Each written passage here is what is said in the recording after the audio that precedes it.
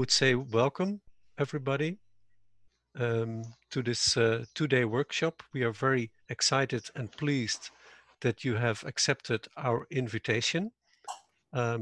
This will be 2 days where we talk about participation and all the different aspects of that, the theory, the research, the practice, and especially your experiences and input is extremely relevant and important. The workshop was going to take place in Brazil, but because of the corona situation, we are not able to do that. And instead, we do it via Zoom, which offers totally new possibilities and opportunities also for the topic of participation. So for us, apart from all the scientific content, it is also important to see how we can make this a participatory workshop. I will give the floor now to my dear colleagues Marco and DJ, who will chair today's workshop. I'm not sure who to go first. Marco, I guess you go first. Yes. Bom dia. Prazer imenso estar aqui hoje. Eu não sei onde eu estou. Estou em casa, mas é um prazer estar com vocês, não é? Como o Goofy disse, era para ser no Brasil, mas a situação da sindemia, né? Eu estou chamando de sindemia, não de pandemia, porque tem um conjunto de questões simultâneas, né? Não é só o vírus, é a desigualdade social, é a estrutura, o contexto político, econômico. O Brasil já estava com a sua imunidade social baixa quando a pandemia chegou. Então, eu sigo falando em sindemia, não em pandemia. Mas é importante estarmos juntos aqui. Eu gostaria de valorizar esse momento, mas dizer que a vida híbrida vai nos ajudar em muitas coisas, mas eu acho que a gente não pode perder de cena a presença física, estar com as pessoas, né? Nesse sentido, falar de participação, é possível, sim, participação remota, mas eu acho que a participação presencial seria muito importante. Esse evento é uma convergência de interesses, afetos, encontros, e todos os eventos são feitos por pessoas, não é? E esse evento, eu creio que inspira possibilidade de participação e tem a ver com o Camaracalunga, onde eu estou participando de uma pesquisa junto com colegas de outras universidades. Tem a ver com a Nina Wallenstein e todo o processo de construção de uma iniciativa que chama Múltiplas Sementes. Tem a ver com a equipe da Unesco, da Cátedra Unesco de Saúde e Educação, e tem a ver com o Didier. O Didier, vocês vão ouvir ele daqui um pouco. Eu conheci o Didier em 2019 e eu brincava com o Didier dizendo que eu estou fazendo uma propaganda imensa dele, porque ele é um homem de quase 2 metros de altura e é um poço de afeto, né? E é muito interessante ver uma pessoa da Europa, né, que valoriza muito o Brasil, o conhecimento do sul do Brasil, é um admirador do Paulo Freire, é um admirador de Boaventura Souza Santos, é um admirador da epistemologia do sul. Então, o Didier e sua equipe, que eu tive a grata oportunidade de conhecer em 2019, faz na prática essa questão de compartilhar conhecimento, não é? Então, essa junção entre o Didier, a Nina, o Camaracalunga, a equipe da Unesco e todos os colegas que estão aqui hoje, cria uma convergência para pensar essa discussão da participação genuína, afetiva e efetiva, né? Os casos que vão ser apresentados aqui é o caso da volta às aulas, o caso da participação juvenil nas tribos indígenas no Novo México. E a experiência do Camaracalunga, nós estamos apostando que elas são experiências genuínas, afetivas e efetivas. Logicamente, assim como essas três experiências estão o tempo todo autorrefletindo, aqui também nós vamos fazer a reflexão. Nós estamos fazendo uma aposta que elas são experiências afetivas, efetivas e genuínas de participação de crianças e de jovens. Mas o evento é um evento para reflexão crítica, porque, no fundo, nós queremos fortalecer, nós queremos ampliar essas experiências, porque nós temos que colocar as crianças e os jovens em cena, não é? Aqui nós temos também a presença de Raul Mercer, que é um colega da Argentina, que tem uma experiência muito grande na defesa dos direitos humanos das crianças e dos jovens, não é? Pamela Pigosi, uma colega que também trabalha com bullying em escolas. Então, quase todas as pessoas que estão aqui, elas têm uma interface com essa questão da adolescência e dos jovens.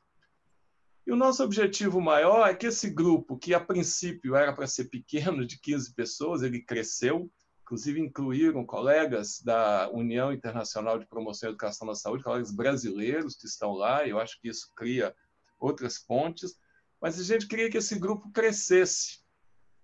Eram para ser 15 pessoas, somos 30 agora, não é? Quase 30. Fizemos um contato também com colegas da Austrália que desenvolvem uma iniciativa que chama Kids for Action, né? Crianças pela Ação. Então, a ideia é mobilizar pelo mundo afora experiências que trabalham a participação de crianças e jovens. E eu tenho visto isso de uma forma muito interessante, importante, afetiva e genuína no Camaracalunga, né, com as assembleias territoriais que eles organizam, né? E lá eles desenvolvem a questão de valorizar as crianças, valorizar os jovens, valorizar as famílias, seus talentos, né? E a gente espera sair daqui com uma possibilidade de que esse encontro não se esvazie em si mesmo e que a gente possa desenvolver um projeto internacional, multicêntrico, né, de como nós hoje estamos trazendo 3 experiências, que a gente traga múltiplas experiências e que a gente possa aprimorar essas experiências, valorizar essa experiência e falar para o mundo inteiro das participações dos jovens e das crianças. Isso é uma questão de esperança. Falar de jovens e de crianças é construir a esperança, é construir a possibilidade que crianças e jovens podem ajudar nós, adultos velhos, talvez já superados ou não, né, a mudar o mundo, porque a gente acha que o que está acontecendo no mundo, a tal da sindemia, não é fruto do acaso, é fruto de um jeito que a gente organiza o mundo, e esse jeito que nós estamos organizando o mundo talvez não esteja muito adequado. Então, colocar em cena as crianças e os jovens para nos ajudarem a construir, a produzir uma outra tipo de vida. Então, estou muito animado com o encontro hoje. Espero que vocês possam, de alguma forma, ficarem animados junto com a gente, né? E saímos daqui com a possibilidade de estarmos juntos o resto das nossas vidas, né? Para quê? Para valorizar a participação de crianças e jovens. Tínhamos uma ideia de trazer crianças e jovens aqui nesse evento, mas a gente viu que talvez fosse uma coisa ainda artificial, né? Mas a ideia é dar voz a crianças e jovens e que esse projeto multicêntrico seja uma possibilidade de dar voz, lugar de voz para a defesa dos direitos da infância e da adolescência. Bem-vindos, bom evento para todos nós. Thank you so much, Marco. Sylvia, I would like to share my screen because I have slides. So just to say that for me, it's a very important day and a very important seminar because this is the beginning of something great and important for all of us. As Marco said, there's a need to move to a new framework, to create it with all the stakeholders and especially the children and young people. So I would like to thank all the people involved in the preparation and especially Marco, which is a fantastic leader, and his team. My role today is to set the scene of this seminar and to tell where we are coming from and why we are here to work on combining a diversity of knowledge to meet the challenges of tomorrow. As it has been said, there is a double objective, and these objectives are very concrete. They are very concrete, and we have to co-create the framework and to co-create a proposal. As you saw, there's two key words in this seminar. One is participation and one is knowledge sharing. Why these two things are so closely linked? This is just because if you have participation without sharing knowledge, you are still in a situation where some people have a view that is imposed to the other people. We need not only to have a participation, but to also have a real capacity of sharing knowledge in the different situations and with the different people. So the key issue for us, and this is the main challenge for the years to come, is to create and to study, to understand what are the conditions for a genuine and not a token participation in order to move to a real ecology of knowledge. I would like now to give you a few ideas that were developed before the seminar and that about which we talked with people like Marco, of course, the team of the UNESCO chair. The idea is that our seminar is focused on intersectoral public policies. Some of us talk about health promotion. Others are specialists of health education, some of prevention, community health, population health.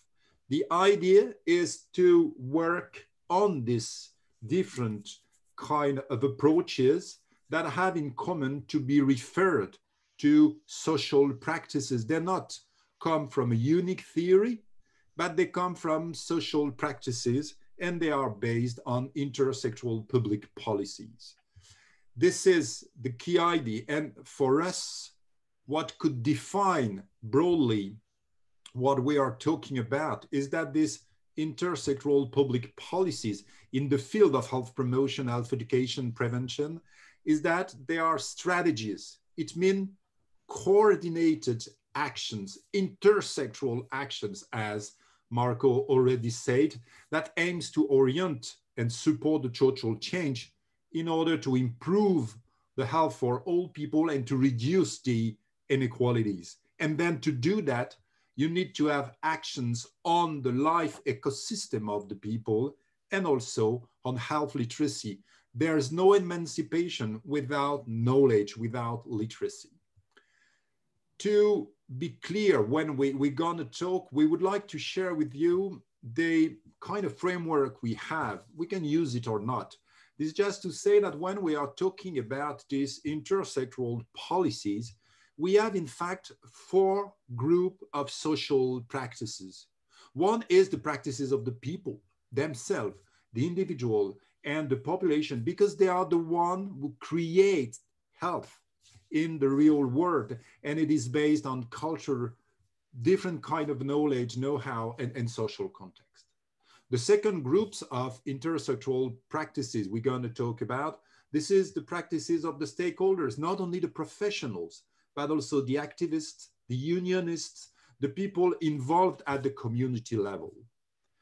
The third group of practices we're going to talk about, this is the practice of the policy makers, the politicians, the institutions, the one who create the framework for the intersectoral public policies at the local and national level. And finally, the practices of the innovators. This is us. This is the people involved in the creation of new knowledge. This is also the United Nations agencies that produce guidelines. So when we talk about intersectoral public policies, when we talk about health promotion, health education, the idea is that we have 4 kinds of practices. We're going to work on the practices of the people, the professionals and the activists, the policymakers and the innovators. All of them are closely linked, but having this framework in mind could help to talk together to make clear what we are talking about. This is the first idea we would like to share with you. The second idea is that these intersectoral public policies, it means health promotion, health education, community health, they are based on four key dimensions. These dimensions are, this is a strategy, it means an intersectoral approach, and a vision, which is focused on emancipation, and the fact that all the knowledge are taken into account, and that there's a consideration for the complexity of these different intersectoral public policies. I just would like now, in a few minutes, to move to describe few ideas from these different dimensions. The first one, which is the most important for our today's and tomorrow's seminar, this is this idea of intersection of knowledge. As another colleague called Boaventura de Sousa Santos work on this question of knowledge, he always take the example of the moon and the protection of the biodiversity of the Amazonian region. Clearly, depending on what you want to do and what you need, sometimes you need more scientific and technical knowledge, and sometimes you need more the knowledge of the people, and for example, in that case, indigenous knowledge. We cannot create health without putting together all this kind of knowledge, and this is why we are talking about ecology of knowledge. What knowledge are we talking about? This is, of course, the knowledge of the people, the know-how, the way in which they live their life and their create health in their context. This is also the institutional and the professional expertise. This is our expertise. And this is also the scientific knowledge. So when we are talking about the ecology of knowledge and knowledge sharing, it's taking into account all the different kind of knowledge and recognize this knowledge coming from the children, the young people, the adults, and all the people involved. The idea to make possible this knowledge sharing and this ecology of knowledge, we have to make a kind of an intercultural translation, because all this knowledge are linked to an epistemological and a cultural framework, and we cannot neglect that. And this is why this seminar is really innovative, because we put at the center of our activity the necessity of this intercultural translation. So our objective is to work together and to discuss at what condition we could have this participation that could lead to a real ecology of knowledge. Briefly now, the second dimension is the fact that we are talking about strategies. It means that what we are talking about is always based on the question of social change. It's not producing knowledge to produce knowledge. It's producing knowledge on the way in which you can change the real life of the people based on the determinant of health, and with this balance between the way in which you have an action on the framework, the ecosystem of life of the people, and what they could do themselves without, unbalance in that domain. It means not putting too much responsibility of the people and also giving them the mean toward their emancipation. The third key idea is this vision. This vision is clearly focused for us on emancipation. For all the people, it's called empowerment. Of course, in countries like Brazil, like France, like Portugal, where Paulo Freire had a huge influence on all of us, emancipation is the key word. In other countries, it could be called empowerment or freedom, but clearly the idea is focused on this principle. We don't do that on behalf of the people, we do that for the people to be free. And of course, there's many ways to express that. Finally, the question of the complexity. We have in this seminar one of the best specialists of complexity. And I just would like to underline the fact that we cannot move forward in terms of participation and ecology of knowledge without, I mean, valuing all these different dimensions and the complexity. If we underestimate the cultural dimension of health, it comes back to the classical neo-colonial ideology where the white, men from the Western countries with the bourgeois culture that are going to explain to the rest of the people what they have to do. We need to take into account the physical, the emotional, the environmental dimension of the health, but as well as spirituality, religion, all these people. And we have also to ask the question of power, resources, and the role of the Western and neo-colonial ideologies in our fields, because it is also part of what we have in mind. And the reason why we are so many from different countries is that we really need to have a vision that is a global one, not focused on the vision of the dominant nations. So this is the key idea. So now, if I'm back to the outcomes of the seminar, of course, we have to work on knowledge production. It means on research. Clearly, our field, and this is why it's just fantastic to have all of you here, we are from different fields. Some of the colleagues here are sociologists, some are working in the field of the language, some of them are working in the field of ethnography, epidemiology, public health. The idea is that our work will be based on this intersectoral approach from a scientific point of view. And what is the main aim is to work on the framework. It means the kind of knowledge we are going to create. This is what we call the epistemology of knowledge. This is the way in which we are going to shape, phrase the knowledge we are creating, understanding the different influences that shapes the paradigms that are behind. And this is what we have to work. And Marco put the emphasis on the future and the next generation. We are preparing different ways of thinking. You know, it's like the glasses. We have glasses, but probably they are not good enough for the future. We have to contribute in a very modest way to the way in which we could change the way in which we see the world from an epistemological, but also an ethical point of view. And that's why I'm really happy that we're going to talk about the buen vivir approach, because at the time, what is dominant is only the well-being from an individualistic point of view, which neglect totally the relationship between humans and non-humans with the environment. We need to move forward. We need to write, to think, to share, and to do it with all the people, and especially the young people that are more than interested and motivated in that field. Of course, and it's absolutely decisive, is that we have to have a critical view of all the different mechanisms of dominations which are behind.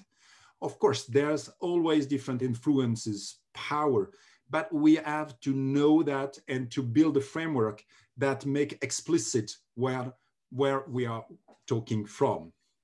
And to finally move to this idea of creating a map, to be involved in a mapping process that is more open, not selecting only what fits with the dominant framework, but take into account all the cultural dimensions in order to move to what I call the mapping next generation.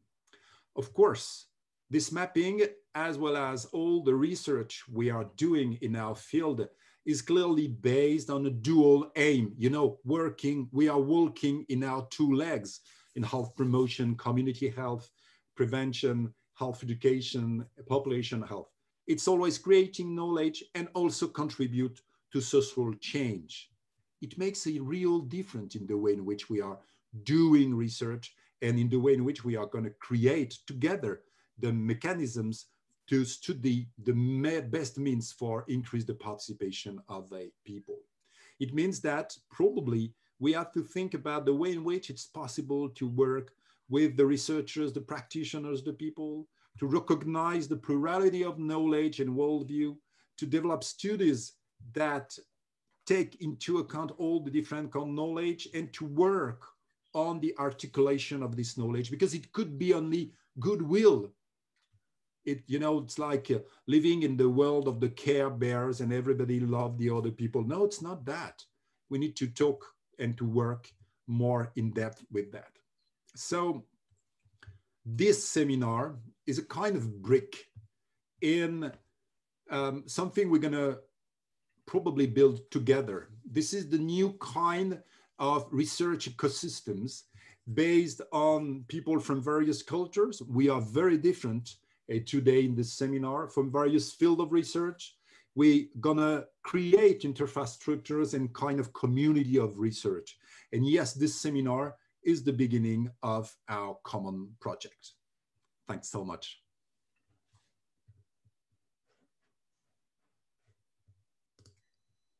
Marco, over to you. Thank you, DJ.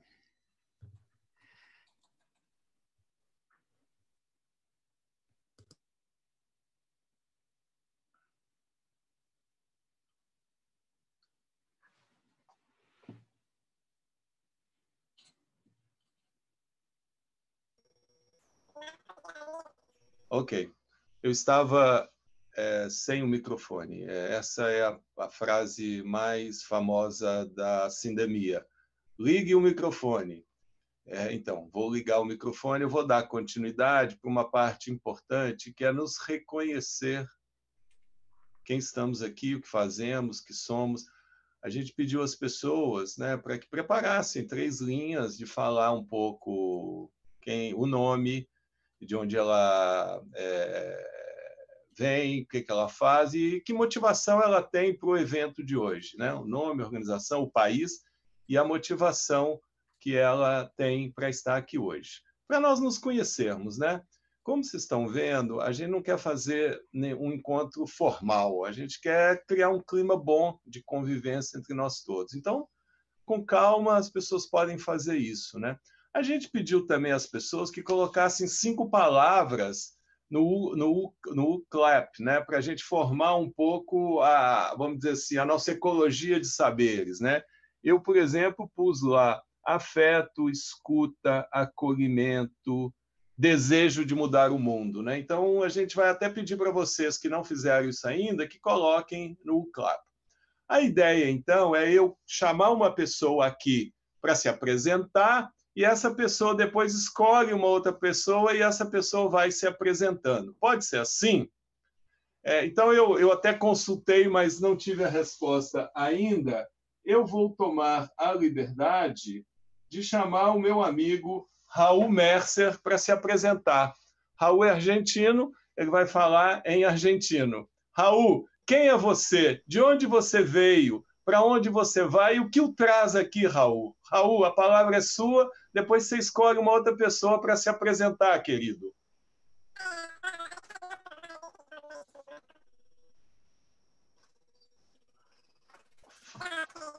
Não estamos te ouvindo, Raul. Não, está uma fala muito rápida. Não, Raul, querido. Está uma fala muito rápida, como se tivesse uma fala rápida. Ô, Raul. Não,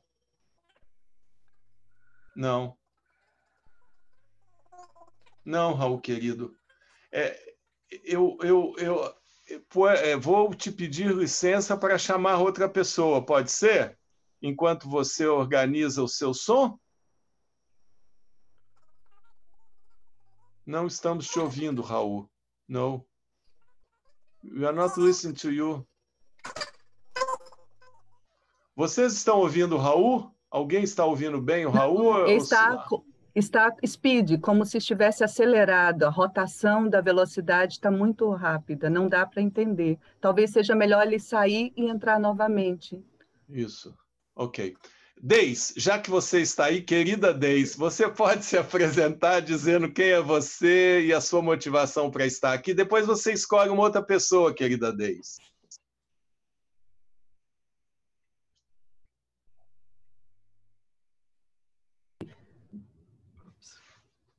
Bom dia a todos e todas. Meu nome é Deis Rocha, sou da Universidade de Brasília, aqui do Brasil, e a minha motivação para participar desse workshop foi muito conectada com a apresentação do Didier. A importância de compartilhar conhecimentos e perspectivas me motiva muito, e especialmente fortalecer a minha capacidade de criar contextos, porque eu penso que os contextos podem favorecer essa participação, né, de crianças e jovens. Criar contextos e oportunidades, brechas de oportunidade para fortalecer a participação de crianças, adolescentes e jovens. E eu gostaria de convidar a Suzanne para seguir na apresentação. Olá, bom dia, tudo bom? Eu sou Suzane, também estou aqui no Brasil, trabalho com o professor Leandro na saúde pública e também com o professor Peter Crafton na Inglaterra, Universidade de Birmingham. E meu interesse em estar aqui hoje é que eu trabalho também com jovens aqui no Brasil, na periferia de São Paulo, num projeto participativo sobre temas de redução de riscos e acesso à água, energia e alimentos. Acho muito bacana essa iniciativa global, né, de ver quem também está se interessando nesse tema de participação jovem. E é isso, muito feliz com essa parceria nova e muito curiosa em ver o que vai trazer esse workshop. Obrigada. And I will call Cléria Bittar.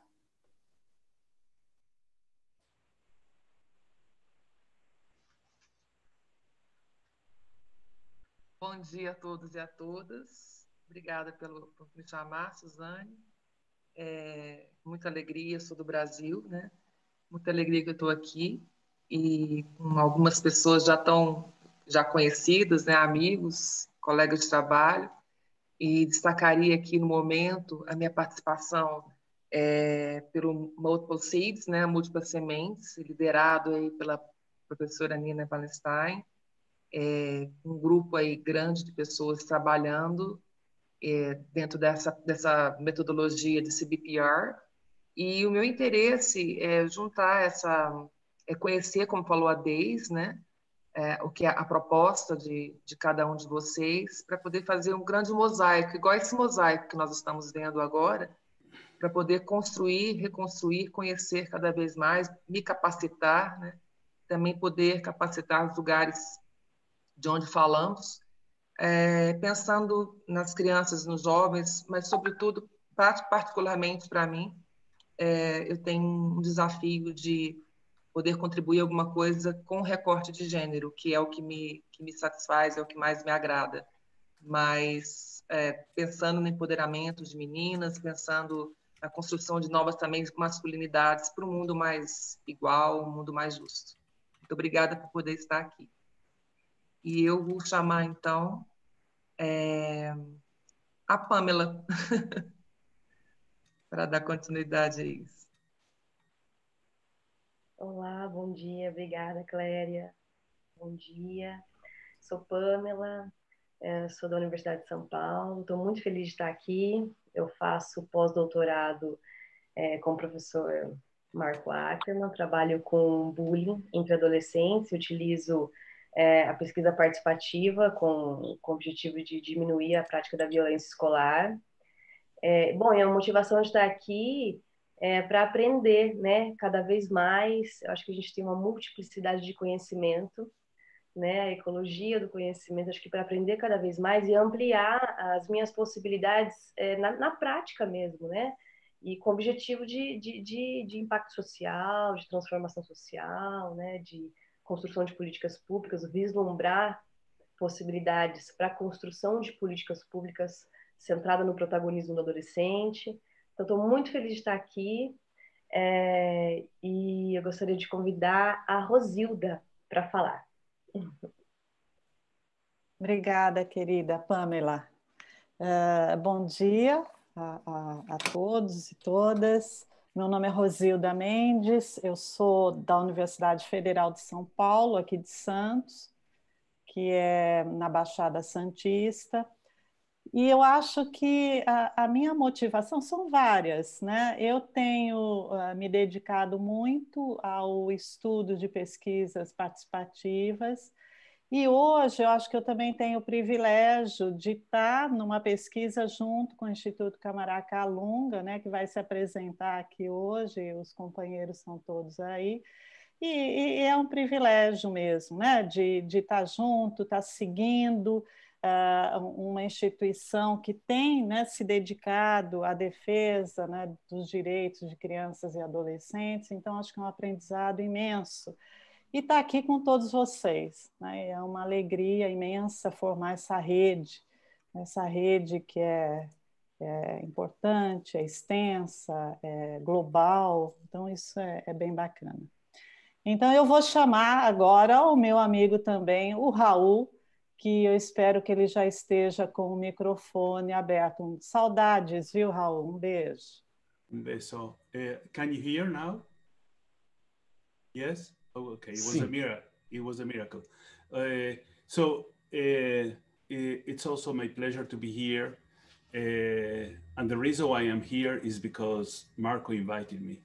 When he sends an invitation, there is no room to say no. So I think that in some way, what he represents is the need to involve affective issues, commitment, and the possibility to work together.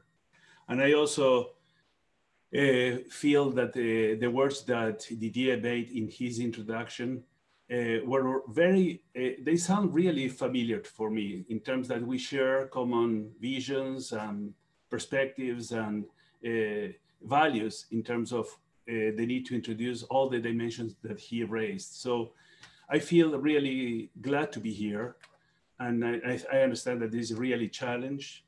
And I also consider that beyond being innovators, we also need to be transgressors in terms of breaking any kind of ties or barriers or fences, intellectual fences that we have to deal with.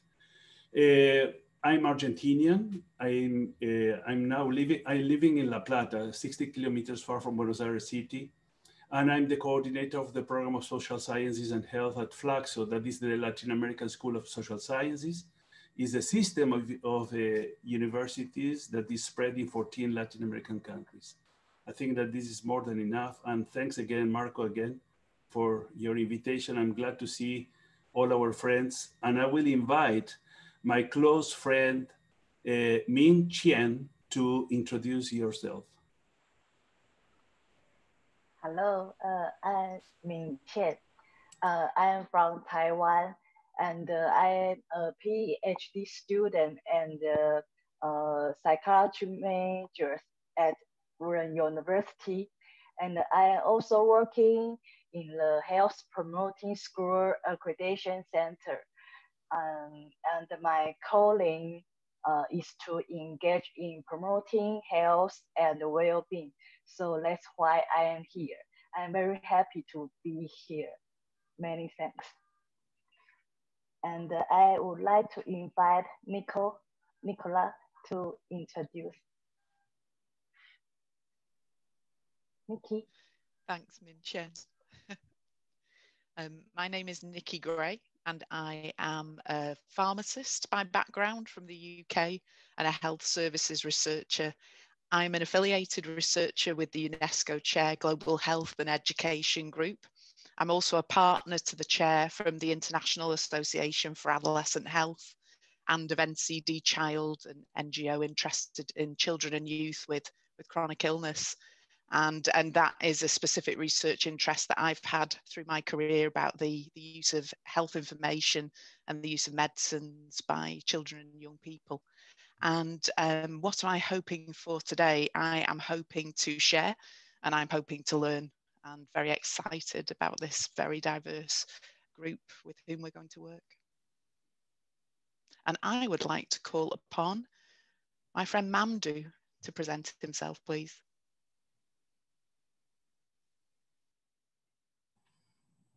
Thanks, Nikki. Assalamu alaikum. I am Mamdou Wahba. I am from Egypt. and I'm the president of the Egyptian Society for Adolescent Medicine and the president of the Arab Coalition of Adolescent Health and Medicine, and a colleague of Nikki in the International Association for Adolescent Health. I have been devoting my time and efforts for the last 30 years for promoting health and education of young people in Egypt and the Arab world. I'm attending for so many reasons. One, to listen to DJ. I love the way he talks. Second, to represent the voice of young people in the Arab world who have completely different lifestyle than many other parts of the world. And as DJ said, that culturally appropriate strategies should be observed. I love this. Yes, there are so many people with so many cultures around the world that we have to consider and we have to respect as well. I'm so pleased to attend something for combined UNESCO and WHO. Wow, that's the two big people. And to be part of that, thanks, Nikki. And this is great for me. Thank you. Who do you invite, Mahmoud? Madhu?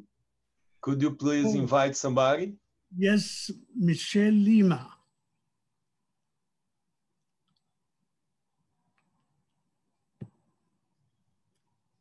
Olá, bom dia. Eu sou a Michelle Lima, sou educadora comunitária, faço parte da gestão do Instituto do Camará, e uma das motivações para poder participar desse workshop é a possibilidade de compartilhar as experiências, ainda mais dos territórios periféricos aqui da Baixada Santista, na qual a gente atua, e poder ter a possibilidade de conhecer outras experiências em nível mundial e a gente poder fazer essas trocas e enriquecer o nosso trabalho. Eu gostaria de chamar, eu não sei se eu vou pronunciar certo, Cecília Martinez.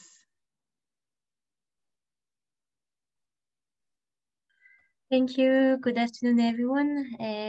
My name is Cécile Martinez, and I recently joined the team of the new UNESCO chair.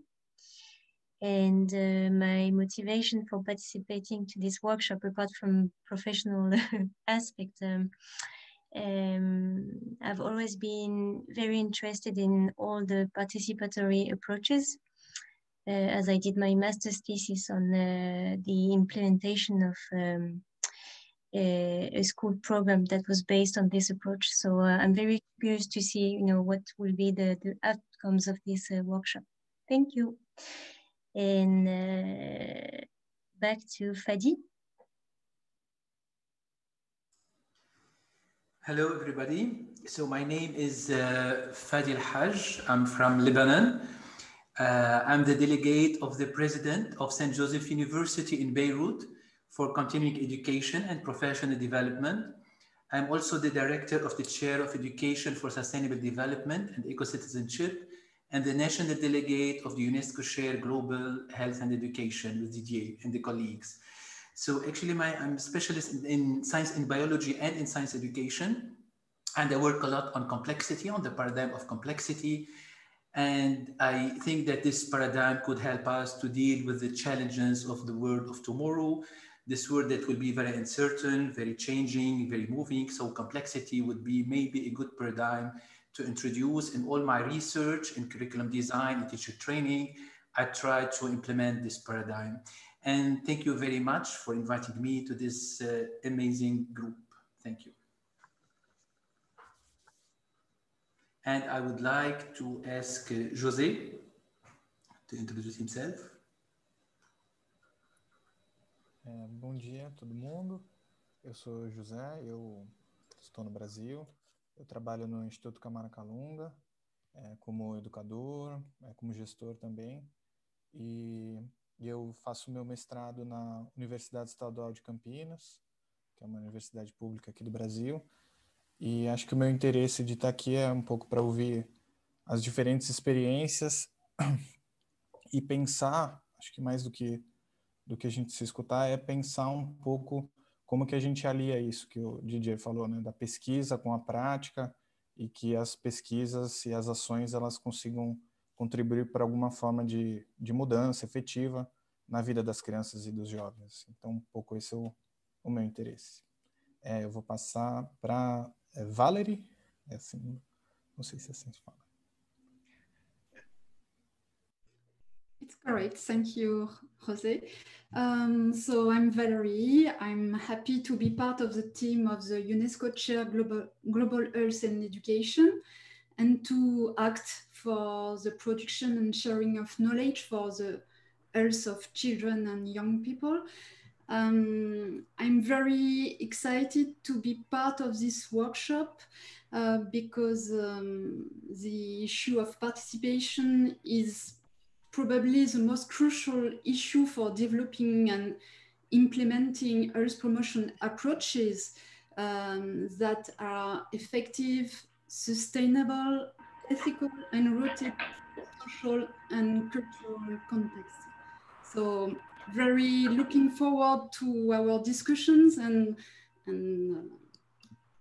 I give the floor to Rolf.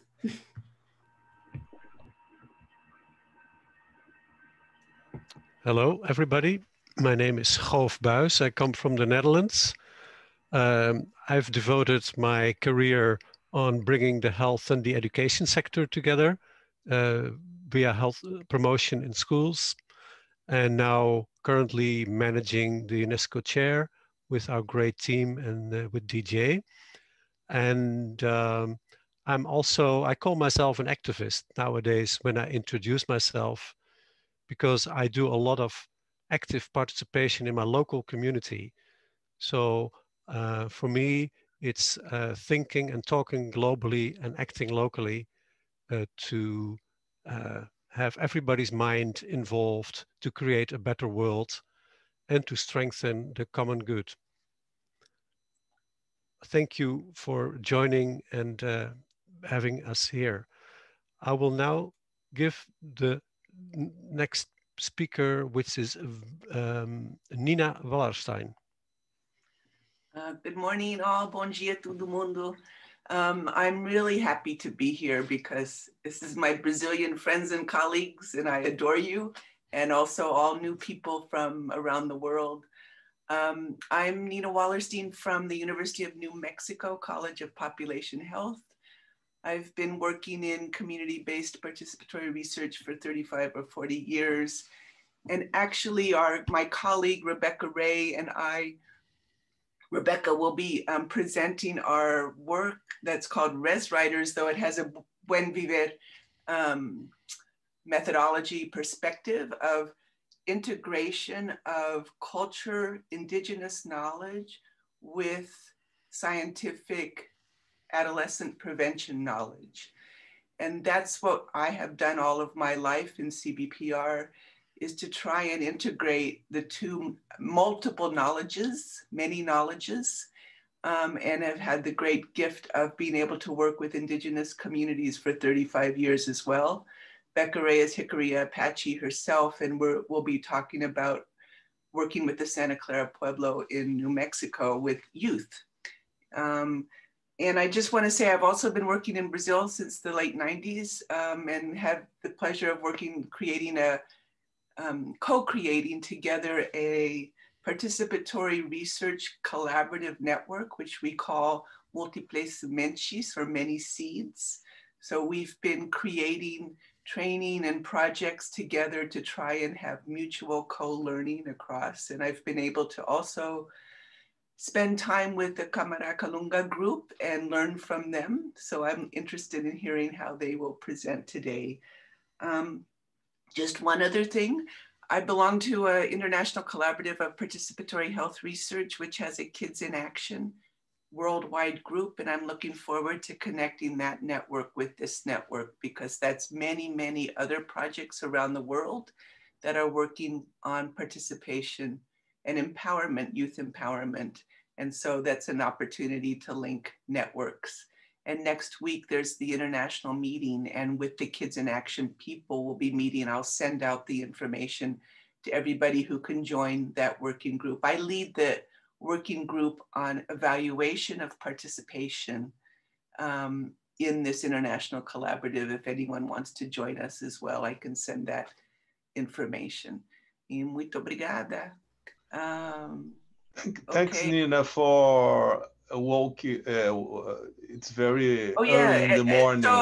So we're not sleeping in the United States. I just have to tell you. So getting up at 5 in the morning is no problem. We're just like this. 6 more electoral college votes. Nevada, we're counting on Nevada. Look for Nevada. Anyway, we've been working really hard. I'm an activist as well. We've been working really hard here on, and we hope, for the world, we hope. Anyway, thank you for that. Yes, it is. I woke up at whatever, 4:30 this morning, or I didn't sleep anyway, so. So Valeria, por favor.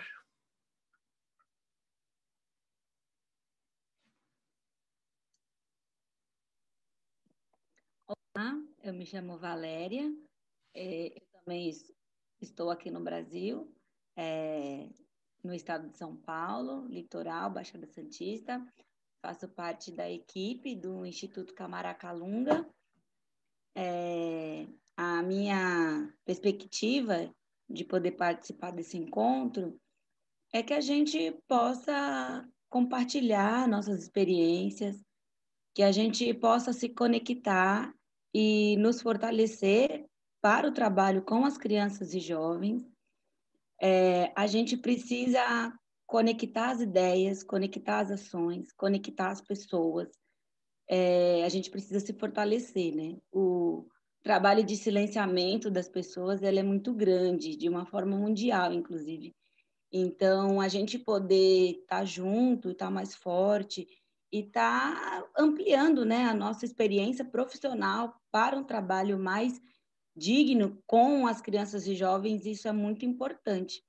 Então, a ideia da gente estar junto aqui é que a gente possa se conectar mesmo, e com isso a gente se fortalecer. É um prazer rever algumas pessoas, rever a Nina, o Marco, e conhecer outras. Tem uma xará aqui no grupo, e isso é bem interessante. Vamos seguindo, eu vou passar minha palavra para a Pamela. Pamela já falou, Valeríssima. Passe para outra pessoa, por favor, querida. Então, eu vou passar para o Paulo. Obrigado, Valéria. Bom dia a todos e todas. Eu sou Paulo Almeida. Gostaria de externar aqui a grata satisfação de rever muitos amigos, e acredito que farei alguns outros. Essa é a minha expectativa. Sou professor da Universidade de São Paulo. Eu venho da área do direito, sou advogado, leciono direito ambiental. E trabalho numa pesquisa que é essa vinculada, liderada pelo Marco, sobre pesquisa participativa e objetivo de desenvolvimento sustentável, com a atuação do Instituto Kamara. Tenho atuado na minha docência e área de pesquisa com instrumentos ambientais, direitos humanos e sustentabilidade. Então, diante disso, partindo da fala do Didier, dessa complexidade de conhecimento, penso que, mais do que aprender, a grande satisfação deste encontro será participar de uma construção. A construção para o desenvolvimento, a construção para a sustentabilidade, mas por que não dizer a construção de um empoderamento que pode ser feito a partir, né, de um melhor olhar de políticas públicas quanto às crianças, aos jovens, e de uma forma geral, englobar uma justiça ambiental que compreenda um mundo melhor. Né? Estamos com nevada, viu, Nina? Sigamos. Eu chamo, então, agora o João Carlos. Bom, olá, bom dia. Eu me chamo João Carlos. Quero agradecer ao Marco Ackman por esse convite, por meio desse convite que muitos de nós aqui do Instituto Camará estamos aqui agora. Isso para nós é motivo assim, de muita alegria.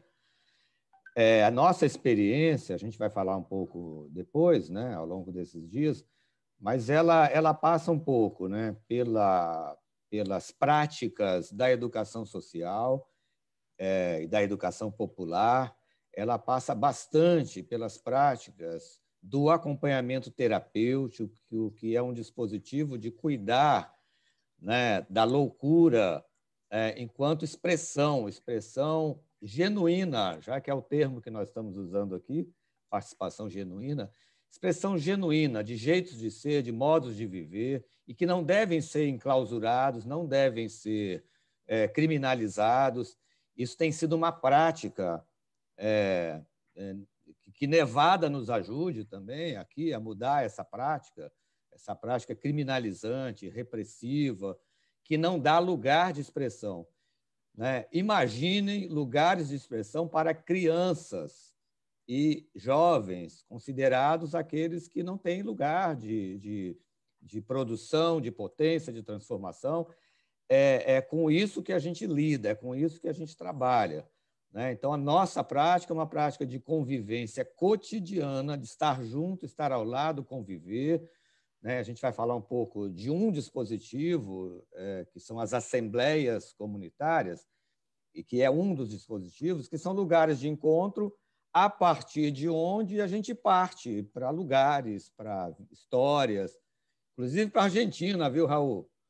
Estivemos lá em Buenos Aires, né, em 2018, e a gente circula bastante, viaja muito. Né? Então, ouvindo um pouco, né, o fundamento que o Didier trouxe, né, logo na primeira fala, a minha vontade assim, é tentar perceber o quanto nós estamos conectados com esses princípios, com essa ética, né, com essa ideia da complexidade, e dar visibilidade. Né? As pessoas com quem a gente trabalha, elas são invisibilizadas todos os dias.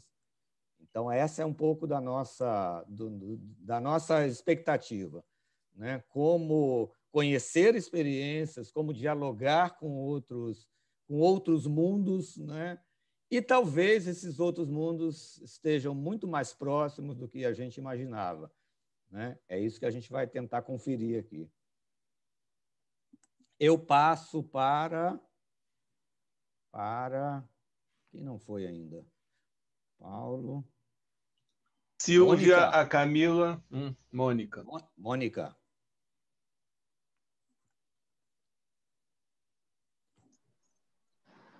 Bom dia a todos. Estão me ouvindo? Obrigada, Luiz. Eu estou aqui, meu nome é Mônica de Andrade, eu sou consultora independente. Atualmente represento a América Latina na União Internacional de Promoção da Saúde e Educação para a Saúde. Já orientei muitas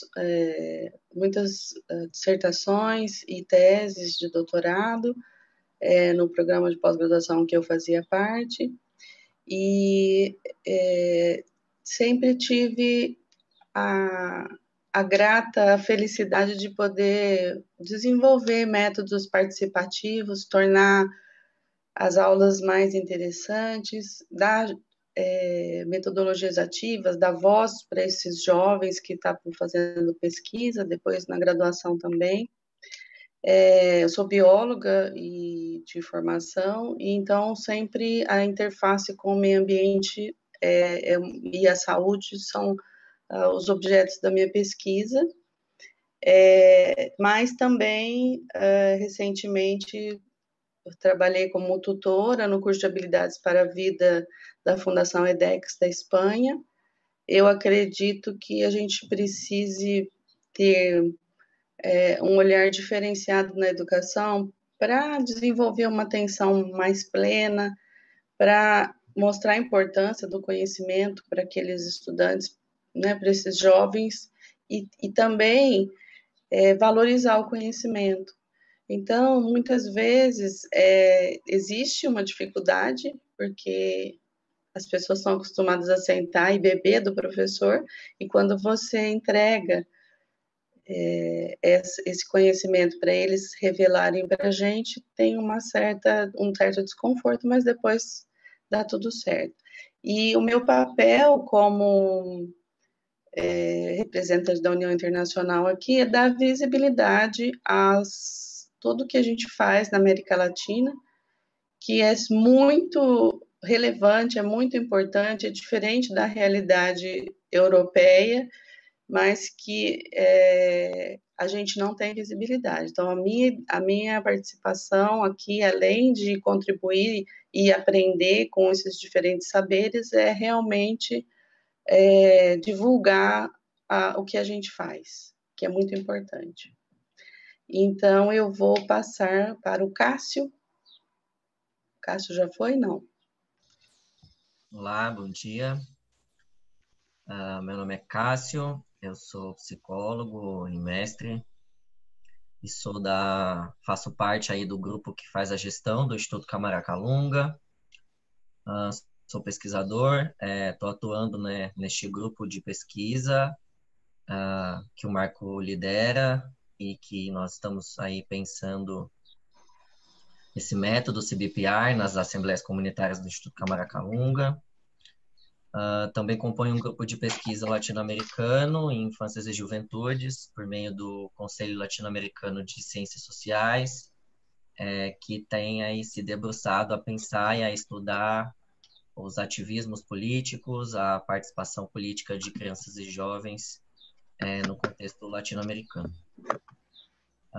Eu penso que a palavra genuína é algo que nos atrai enquanto Instituto Camaracalunga, esse evento, porque a gente tem se esforçado muito para poder forjar métodos, para poder escutar muito e compreender como é que fazemos e que interesses temos, né, para produzir uma participação que seja de fato genuína e que a gente possa aprofundar bastante esse conceito de participação com crianças e jovens, que muitas vezes fica muito superficial e não é efetivo, né? Então, agradeço o convite do Marco, espero que a gente tenha um momento super importante e genuíno de troca de conhecimentos.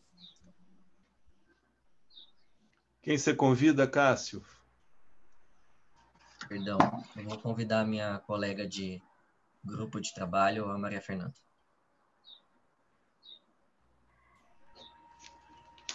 Bom dia, obrigada, Marco, pelo convite. Eu sou Maria Fernanda, sou professora da Universidade Federal de São Paulo, campus Baixada Santista. É muito bom estar aqui para trocar experiências, ouvi-los e contar.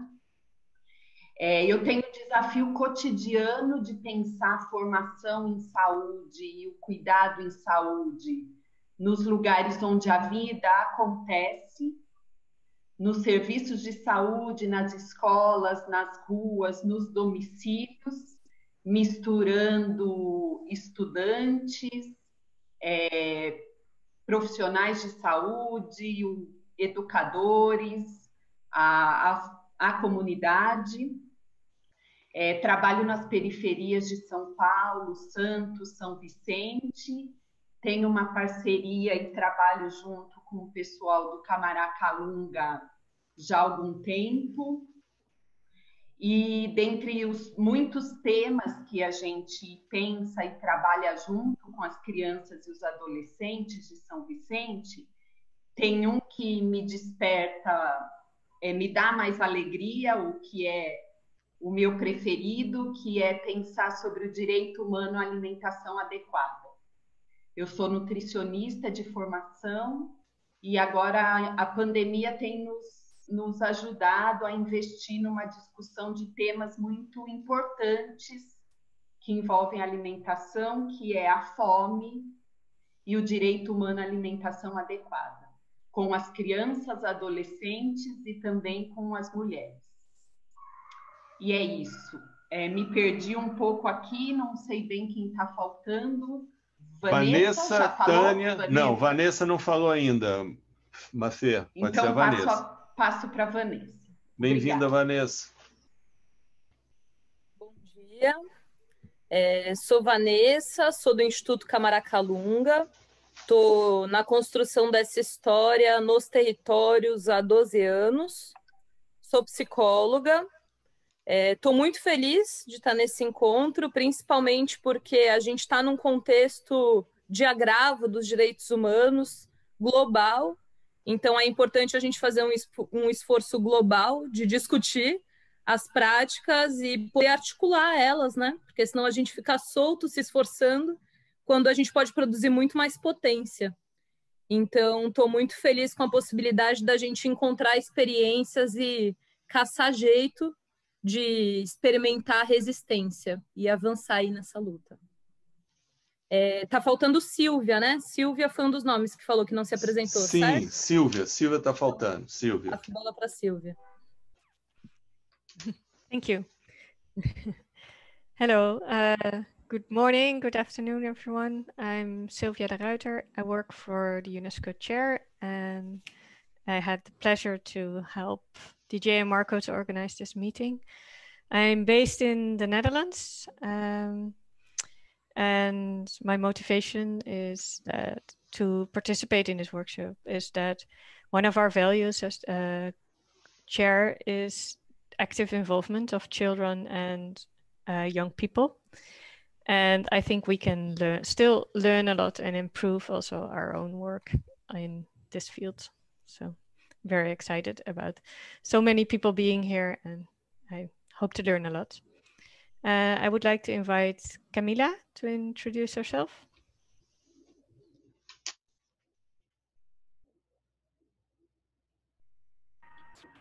Hello everybody. You hear me? So I am very happy to be with you and to participate to this network. I am very interested by this workshop to share knowledge and experience. I am from Algeria. I am a teacher at the University of Oran in the west of Algeria. I am a representative of the UNESCO chair of UNESCO, and I am linguist. My work focuses on the discursive strategies that children use to express themselves about their state of health and that of their families. So I'm very interested by the studies which concerns children, and this question is dealt with through the prism of gender questions, and that's it. So I'm very happy to be here with you. Thank you. Camila, who do you invite? There are Tânia, Dijane, Didier, Marco, and the interpreters. I invite Valerie. Who? Valerie. No, Valerie was already. Tânia, okay. Tânia and Dijane. Tânia and Dijane. Bom dia, eu sou Tânia, do Instituto Camará, e hoje, com uma atribuição bastante árdua, que é administrar a questão financeira do Instituto, dentro de uma dinâmica bastante movimentada, né? Porque não existe rotina quando você trabalha com a participação. E é sempre muito bom fazer uma troca aí de experiências aí com vocês e com coisas novas e diferentes. É só. Tânia, está faltando a Dijane. Posso chamar Dijane, Tânia? Ah, pode. Dijane.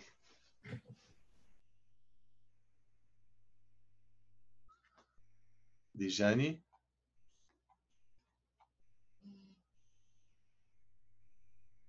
Dijane não está mais. Edijane? Seria Edijane? Não. Não, não está. Let's invite Didier. Didier, who are you? Thank you, Marco. So I'm Didier. I'm among the luckiest men on the planet for a simple reason, is that what I'm doing as a job, as an occupation, is also what I want to do as a citizen and as an activist. Because what I'm trying to do through my occupation is to contribute to change the world in a very humble and modest way, but also to try to contribute to social change in favor of health and education. And I'm an academic, but I also had responsibilities with the French government and with the National Public Health Agency in order to try to have this a double activity in the field and also at the university. And I would like to say that I'm delighted to be here today, and I'm sure that we're going to create something fantastic. Marco, your turn. Good. Didier, before I say something about myself, could you please tell to the people what is the task of UNESCO chair, please? Because we haven't the opportunity yet to say about UNESCO, please. The UNESCO chair is a strange stuff for many people because it is what we call an open community. It's not a network because all of us are already members of the IUHPE, the International Union for Health for Promotion and Education, as it has been said, but also the Association of Public Health, the International Association for Adolescent Health. The idea is not to add one more network, but to create a global community with people from different cultures, different origins, different status to work together toward this key idea of intersectorality. Intersectorality is the key word, producing and sharing knowledge. So it means all of you are invited to be members of the UNESCO chair. We are sharing, of course, the label, the activities we are doing, the support we can give to the different colleagues. And this community is an open community because it is made of people, universities, cities, villages, young people, unionists. The idea is to have all the people who are committed to contribute to social change in favor of children and adolescents' health. And this UNESCO chair is unique in the way in which it's also a WHO collaborating center, and you can click on the link Sylvia just sent you in the chat box to know more. Our activity is mapping, create the community, contribute to research project, contribute to what we are doing today, which is this creation of the new epistemological and ethical framework. And this is just here to join the work done in Brazil and in many South American countries. This is also knowledge sharing via training and also contribution to the policies in writing memos, brief for the different governments in order to help them and support them in the implementation of more inclusive and more equitable policies. Marco, it's okay? Ok, obrigado. Tem alguém que não se apresentou, que nós perdemos na apresentação? O Goofy está sugerindo que as intérpretes, as tradutoras se apresentem.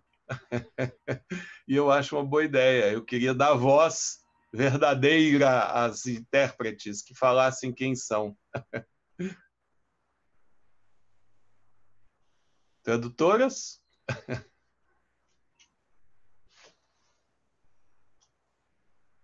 Será que elas não conseguem falar porque estão na cabine ou não?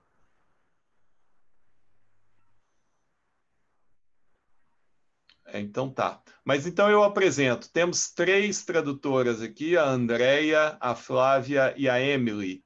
São pessoas muito experientes e participam bastante como ativista do movimento, né, de tradução no Brasil e no mundo. Então, são pessoas muito experimentadas, têm prática na área de saúde pública. Então, agradeço às 3 por estarem aqui com a gente hoje. Viu? Muito obrigado. Eu não me apresentei, é Marco Ackerman, eu sou professor da Faculdade de Saúde Pública da USP, sou também presidente do CPDOC Cidades Saudáveis, que é um centro colaborador da OMS em promoção da saúde e cidades saudáveis. Sou membro do grupo de trabalho de promoção da saúde e desenvolvimento sustentável da Abrasco, e estou me sentindo muito feliz de estar aqui hoje, nesse mundo fragmentado. Eu estou sentindo aqui hoje uma convergência cósmica, né? Os Estados Unidos é provável que saia dessa eleição mais polarizado ainda do que estava, né? Infelizmente. Então, criar espaços de convergência me parece bastante interessante. É um ato político, eu diria, que criar espaços de convergência, não é? Então, acho que nós estamos contribuindo com essa possibilidade de criar espaço de convergência. Muito feliz dos amigos do Camaracalunga estarem aqui, tenho aprendido muito com eles, e o João fez uma vez uma discussão que a Unicef propôs para eles trabalhar a proteção da infância, e falou, não, nós estamos interessados em proteção dos direitos da infância e da adolescência. Então, eu acho que parece um pequeno detalhe, mas eu acho que é muito importante, quer dizer, entender as crianças e os jovens como sujeitos de direito, não é isso? A gente está na programação um intervalo agora, não é? De 10 minutos para a gente esticar a perna, tomar um café, fazer xixi e descansar um pouco da tela, não é? Então, daqui a 10 minutos a gente volta e a apresentação primeira é da Nicola Gray, que vai falar da experiência global que eles estão tendo na questão de abertura das escolas. Aí, 15 minutos de perguntas do nosso grupo para a Nicola, aí a gente tem o Camaracalunga, depois a Rebecca Ray. Acho que temos um intervalo aí nessas falas, tá bom? Alguém quer falar alguma coisa antes do intervalo?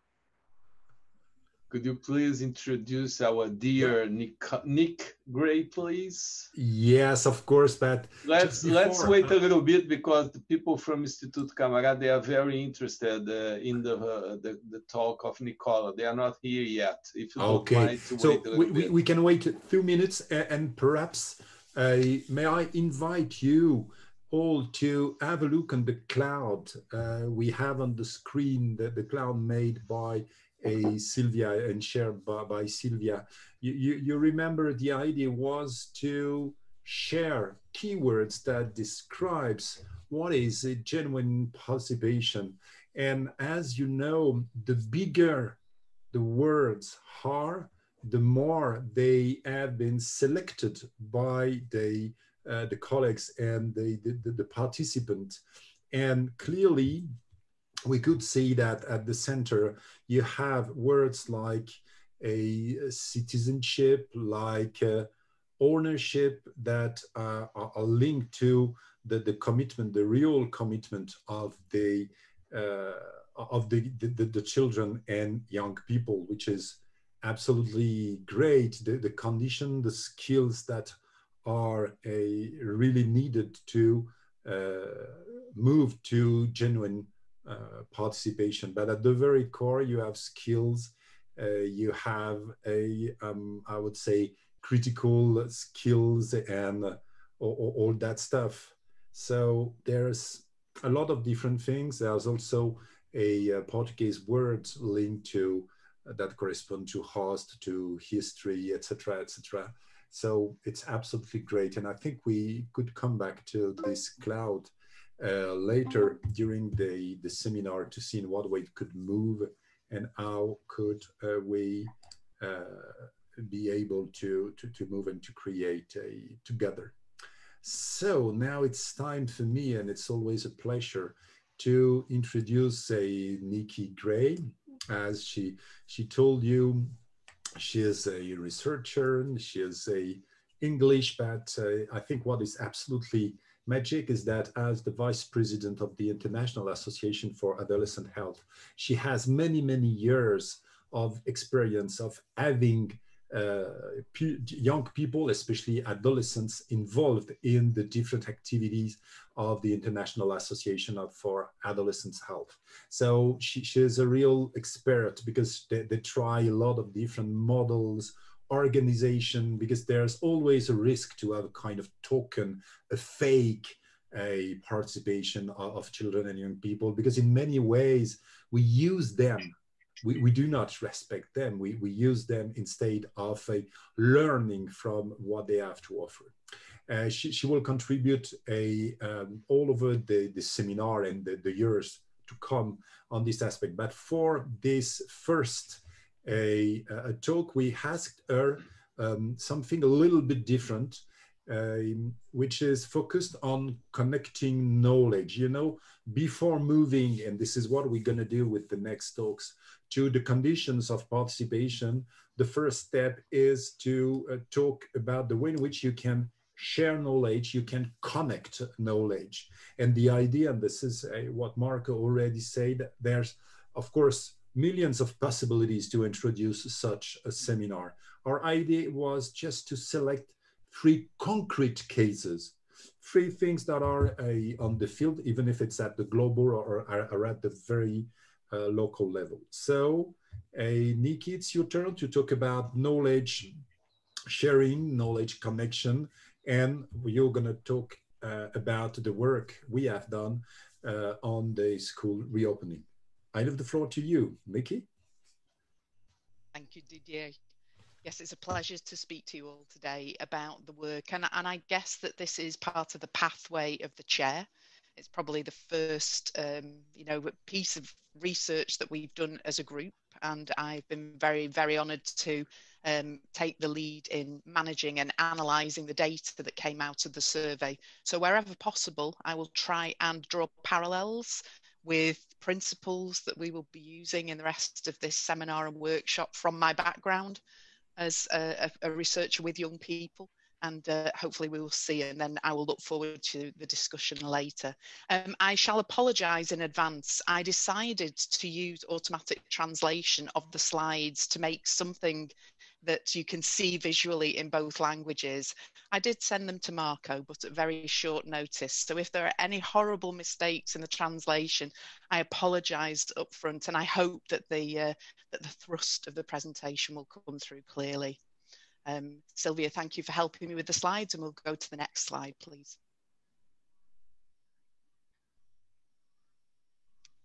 Okay, so let me tell you something about the background to this survey over the summer about reopening schools. So this was the beginning of May 2020, and many schools had closed in haste because of national lockdowns. We saw that COVID-19 was spreading through Asia, was particularly rife in Europe, but only just getting to Africa and your good selves in the Americas. The value of this survey was to collect perspectives from professionals in the field, to get first-hand accounts. And on the next slide, we'll see some of the reasons for this, why we felt so strongly that it was time to do this. Because the focus of the science during that first wave was, quite rightly, about transmission among students and staff. What would happen if schools did reopen in terms of infections? And we knew that guidance was needed for school reopening, and we felt that that would inevitably be led by public health policymakers, that schools were scrambling at that point to try and develop remote learning options so that their students would not be disadvantaged. And different countries and regions were moving at different speeds to lock down and reopen. And we knew from our community that there was much to be learned from the crest of the wave that had come through Asia. And you'll see that come through in the way, in the advice that we took and the insights that we shared. Next slide, please. So this slide about the construction of the survey, I think, does have some parallels and some principles in it that I'm sure will be themes through the rest of the workshop particularly. And the construction of the survey started with key informant interviews from within the chair's community. And this was just to find out what is happening on the ground, to find out about the language that people were using, to find out about the priorities from the point of view of a very diverse group of public health, health promotion, health services, health education, and of course, school professionals.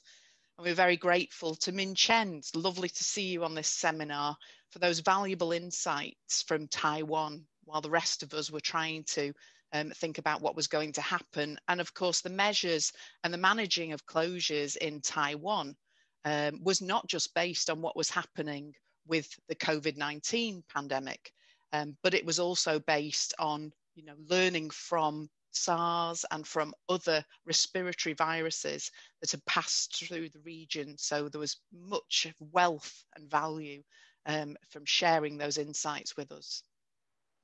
So from the key informant interviews, we had the creation of the survey questions, which were focused but flexible, with room for full expression.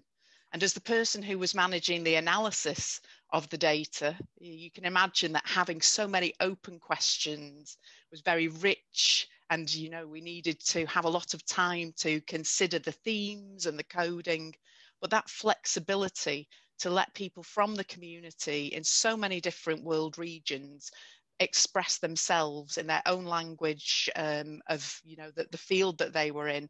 That was what we needed to do. So again, flexibility being a key issue here. And then when it came to the deployment of the survey within the wider community, and we were so grateful for Valerie and Sylvia working really hard on this with us, that the impact of the gatekeepers. So there were some communities of practice within certain countries where we had somebody, a key person who was an influencer, who was really good at activating a group of teachers or perhaps a group of health promotion specialists. And we saw the impact of those gatekeepers and their role in influencing on the way that we got responses back from certain groups in massive numbers. So, finding out what was happening on the ground, what is really happening, flexible questions, and the impact of gatekeepers. I think they may have some parallels for what we go on to talk about later. Next slide, please. Okay, so we constructed a survey. Everything was getting washed away in the pandemic. There was turbulence, there was complexity. What did we actually find? I'll take you quickly through the results to get back to some of the principles. We had just under 200 responses from 43 different countries. Burundi, in yellow in the middle of the map there, had not closed its schools. The rest of the countries that we heard from in green, they had guidance. They knew it was in place from national ministries. Those countries in red did not yet have guidance, and this was in May and June. Obviously, different school years start at different times, but even with all these factors taken into account, it's striking looking at this map, a global north, global south divide perhaps in the preparation of guidance for the reopening of schools. Next slide, please, Sylvia. And there were three questions where we will present results. And the first one was, how were health and education professionals coping with the situation? And I guess it would not surprise you that there were parallels with the general public, how we were all coping with the situation, that a fear of infection was massive and a big priority. And you can see, sorry, Sylvia, if we just go back one, please. Thank you.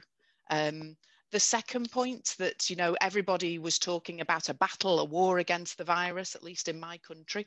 And there had not really been that balance with national debate about the risk and benefit of reopening schools. We still find ourselves in a situation where the battle is not won.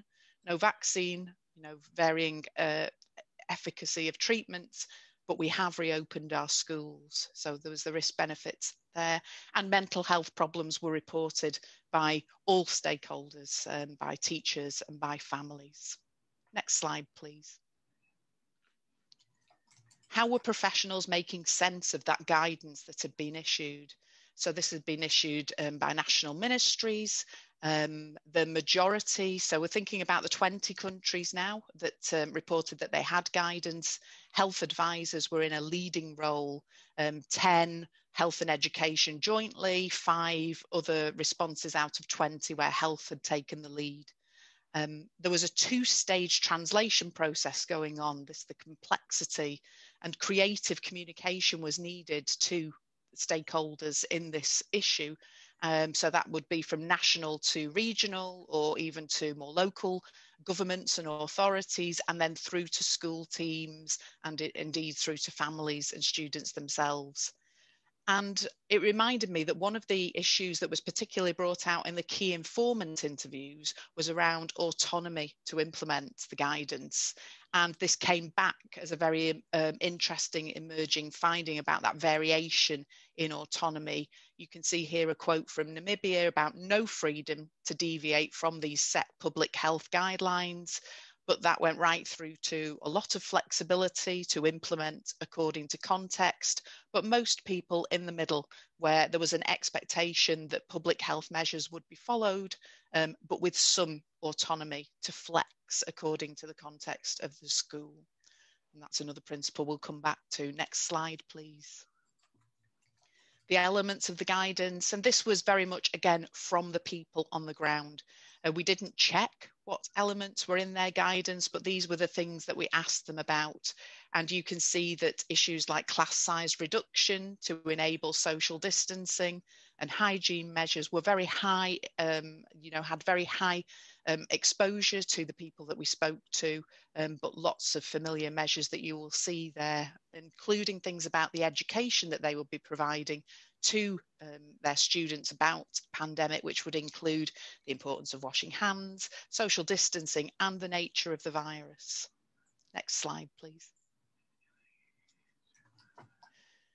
And here we'll concentrate on the positive, the enablers and the to school reopening, because in a lot of ways, the obstacles were the mirror image.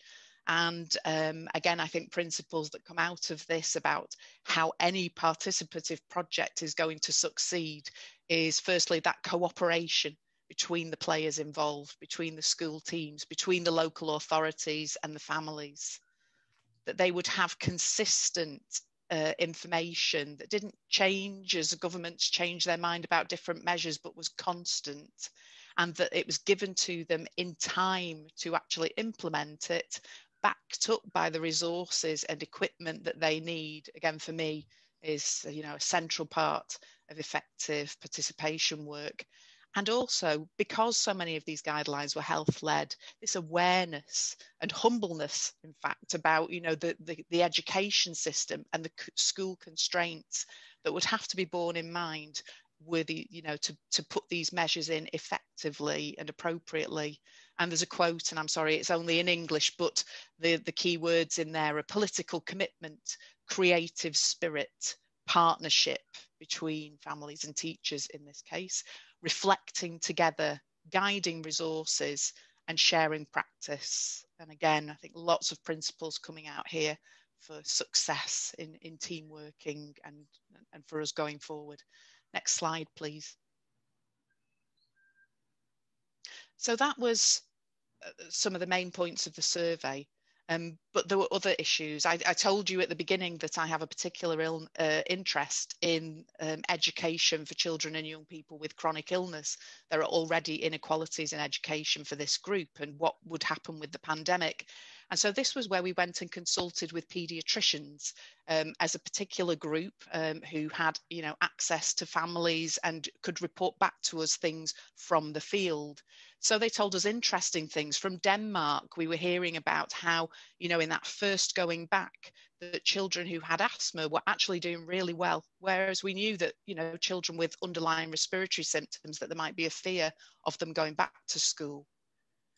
we got reported to us by British paediatricians a fear of harm to this group during lockdown as well, you know, that they were hearing from families about the difficulties they were having, and this coupled with the scientific evidence about increases in domestic abuse and, you know, the risk generally to children and young people with complex medical needs of neglect or, you know,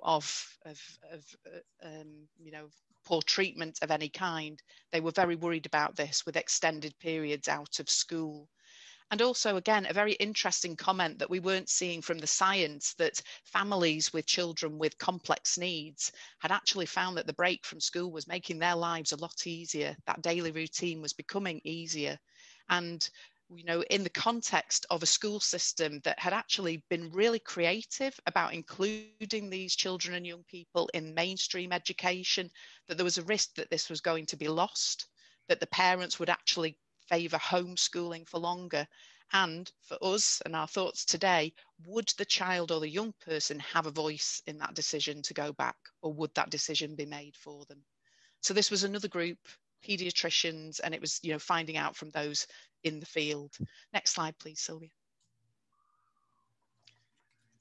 And then a further interesting case study within a case study, if you like, that Didier and the team have had a long-standing involvement with New Caledonia, where they're looking at a whole system approach to health promotion in those schools, and the whole idea of a healthy school and a healthy environment for children and young people.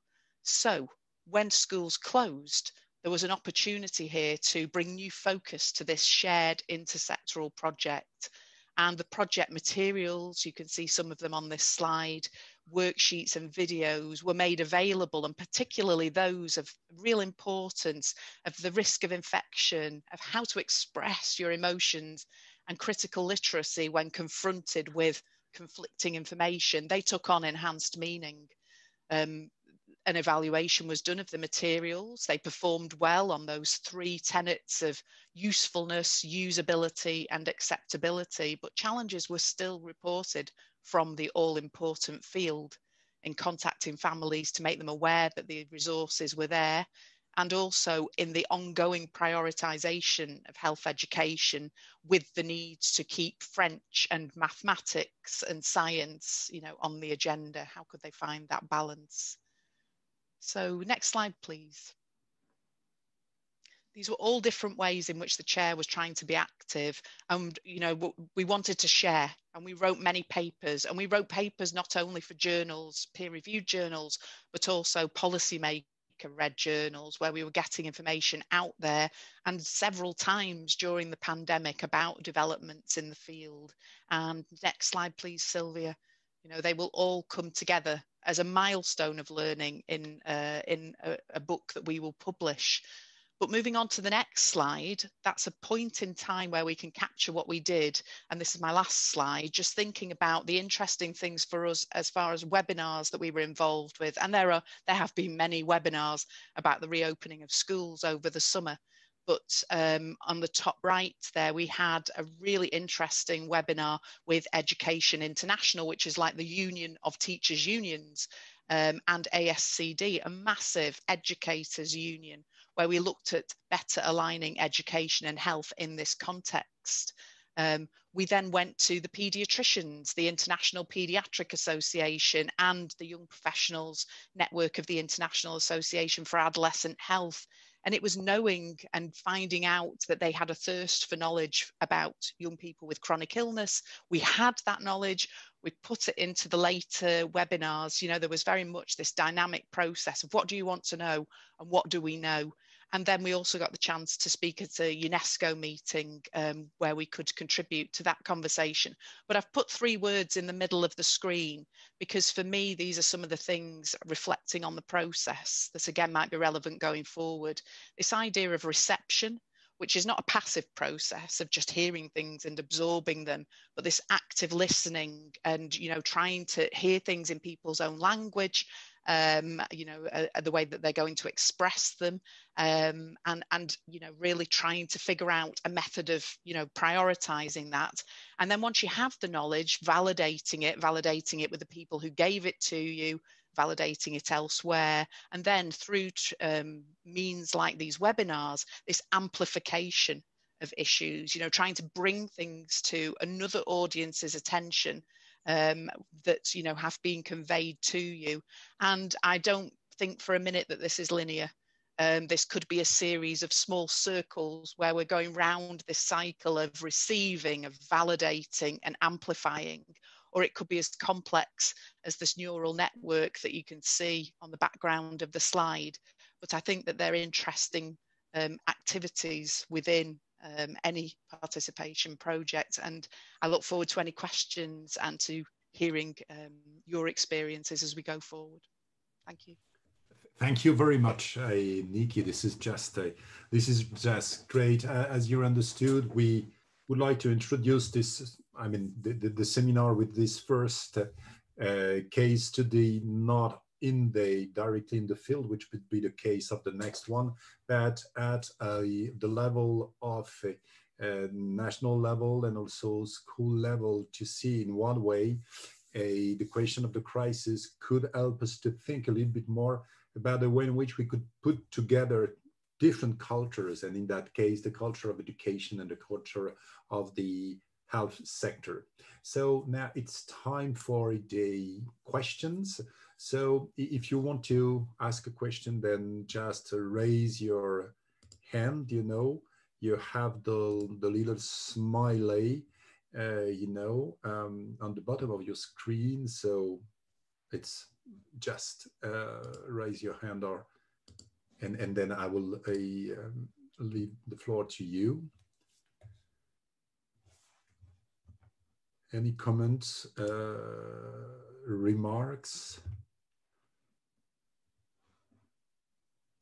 Raul is asking for us. So okay. Raul, that's your.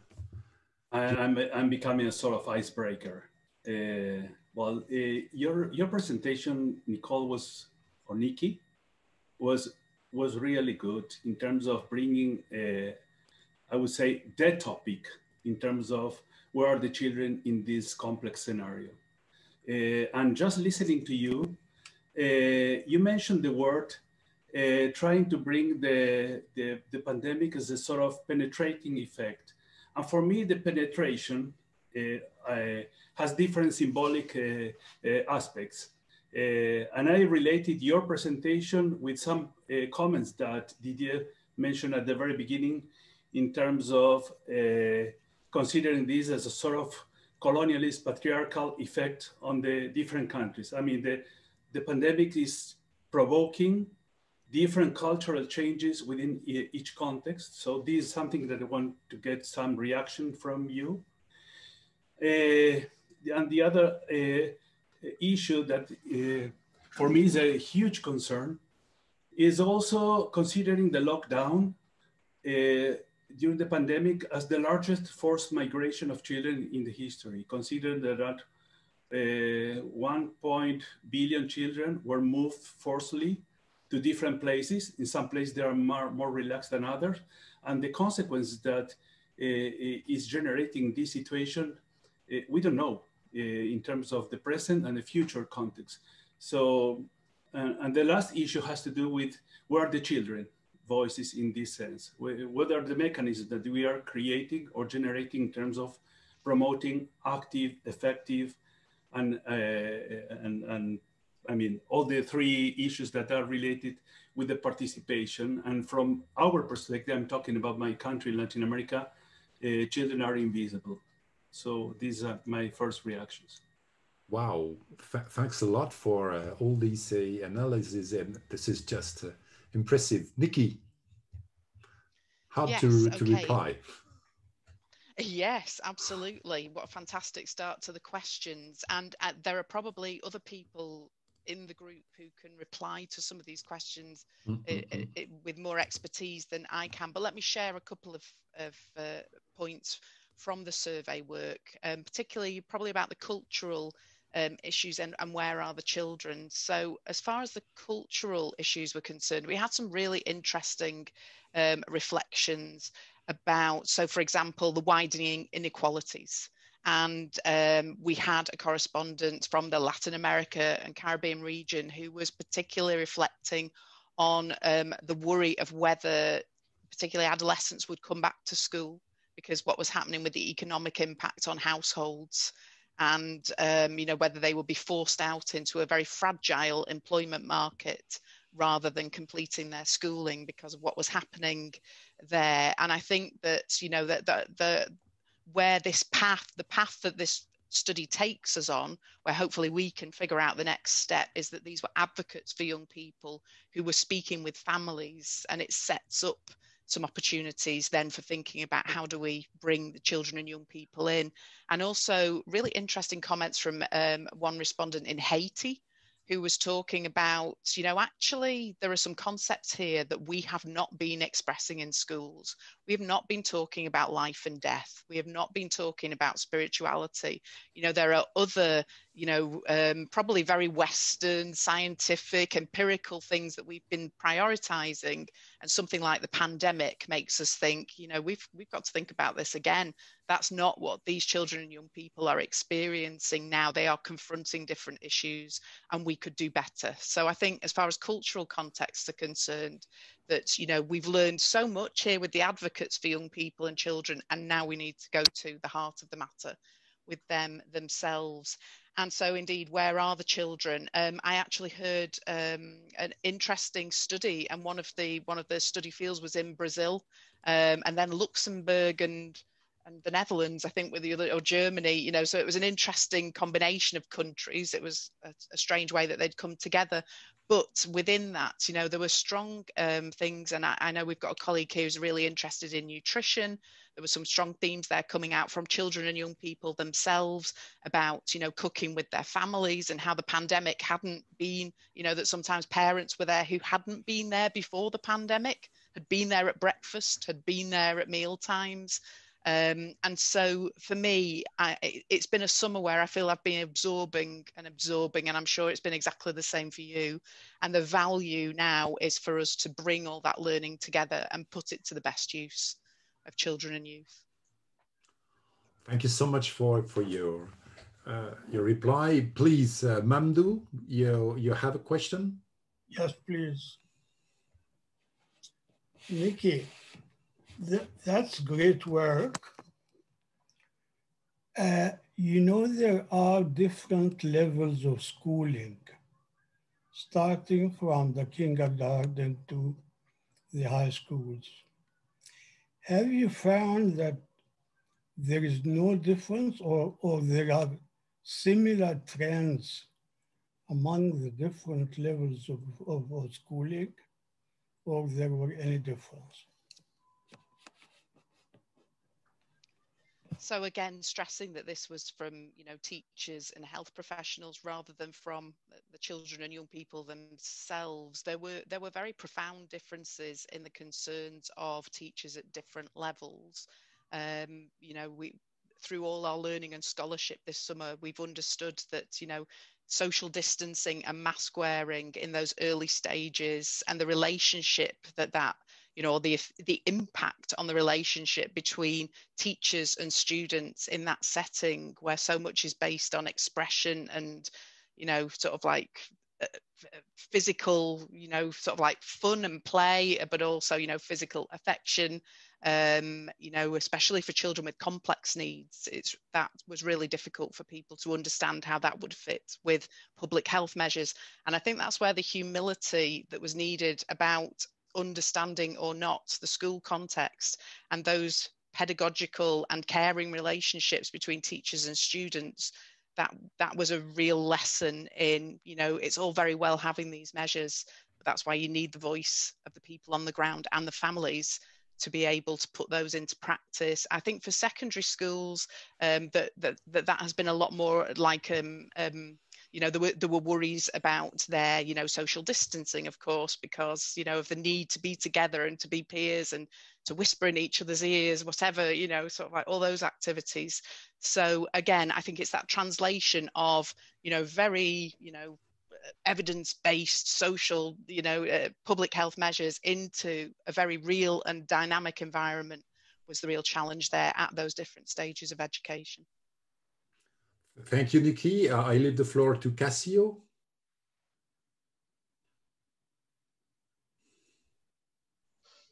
Sim, eu tenho uma pergunta. Quando você apresentou, você fala sobre os informantes-chave, né? Eu queria entender um pouco quem são esses informantes-chaves e se a gente está entendendo crianças e adolescentes como informantes-chave, se elas responderam à pesquisa também, né? E como que se facilita o processo para que as crianças possam responder também questionamentos e questões a respeito da escola, assim. Então essa é a minha pergunta. Se crianças e jovens são informantes-chave e como fazer chegar essas perguntas a elas?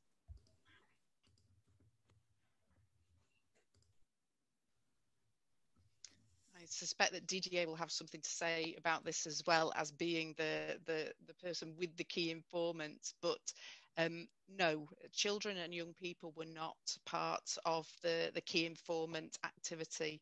This was based very much around the community of the chair, you know, people who were united in their advocacy around health and education. So they weren't part of the key informants. As far as, you know, bringing in our other experience and my years of experience in other organizations, one of the, you know, mechanisms is from these advocates who are in the community, these adult advocates, you know, who are they working with? You know, because there are pros and cons to bringing together groups for a particular purpose that are new groups versus working with groups that already exist and where networks are there and can be facilitated. Because for me, there is, you know, participation depends upon proper resource and support and partnership between adults and children and young people, you know, making sure they're properly briefed, you know, that they're properly supported if something emerges that, you know, might be an issue that is difficult to, you know, it's very much a partnership, and also to be able to debrief and make sure and do that validation where you're checking that, you know, you understand what has been said and you've got their priorities, not your priorities from what they said. So I think there are very creative ways. In my health services research, we've used creative ways like turning over the microphone, you know, letting them interview. So I would love to have seen it, you know, if we could have sent children and young people to interview some of these stakeholders and, you know, put their questions to them.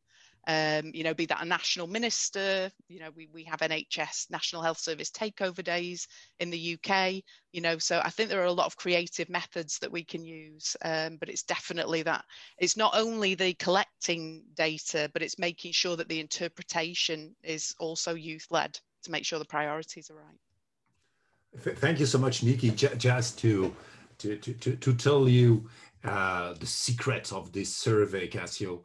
Of course, it was a question at the beginning, but due to the context, we considered that it would be a fake participation. And I think a fake participation, when you use the children and young people, when they are under the power of the adults without real capacity to express what they think of a process, is a dangerous stuff. This is what Nikki said, you know.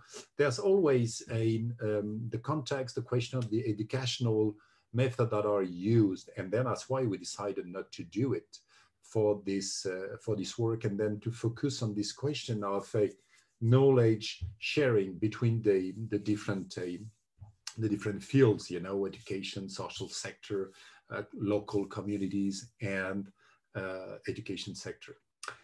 Thank you so much, Nikki. Thank you to all of you. Do not hesitate to use the chat box you have on your screen for questions. You can use it privately to people, or I mean for everybody, just to move forward. I leave the floor to you, Marco, for the second case today. Thank you so much to all of you, and especially to you, Nikki. Okay.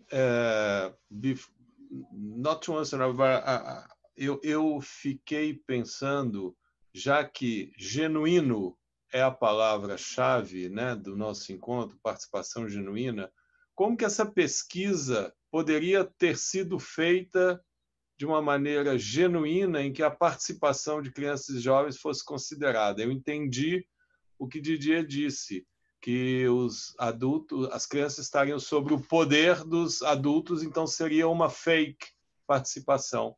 Mas eu queria que nós pensássemos como poderia ter sido feita essa pesquisa em que fosse realmente uma participação genuína. A gente pode discutir isso depois, a Nicola podia falar depois, mas agora eu tenho o imenso prazer de apresentar os amigos do Instituto Camaracalunga. Ali, vou defender, isso não quer dizer que a gente não possa ser crítico, a participação genuína, efetiva e afetiva das crianças, dos jovens e das famílias. É lógico que na hora que eles apresentarem, vocês vão poder também ver se isso está confirmado ou não na apresentação deles.